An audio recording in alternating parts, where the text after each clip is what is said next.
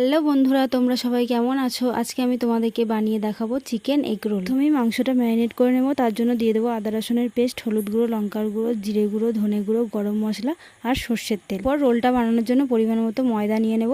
তারপরে দিয়ে দেবো নুন, চিনি, সাদা তেল, তারপর জল দিয়ে ভালো করে মাখিয়ে নেব। রোলটা পুর করার জন্য আমার এখানে লাগবে ক্যাপসিকাম আর পেঁয়াজ কুচি। এরপরে ম্যারিনেট করা চিকেনটা তেলের মধ্যে ফ্রাই করে নেব। চিকেনটা তুলে নিয়ে ওই তেলের মধ্যে ক্যাপসিকাম আর পেঁয়াজ কুচি হালকা করে ভেজে নেব। এবার লেচিগুলো একটু বড় বড় করে নিয়ে গোল গোল করে বেলে নিতে হবে। প্রথমেই তেল দেবে না, একটু ভাজা হয়ে গেলে তারপরে তেলটা দেবে। আর একটা ডিম ফাটিয়ে দিয়ে দেবে, তারপরে উল্টে দেবে। এরপর একে একে ক্যাপসিকাম, পেঁয়াজ কুচির পুরটা দেবে, চিকেন দেবে, দিয়ে দেবে সস, চিলি সস, কাঁচা লঙ্কা।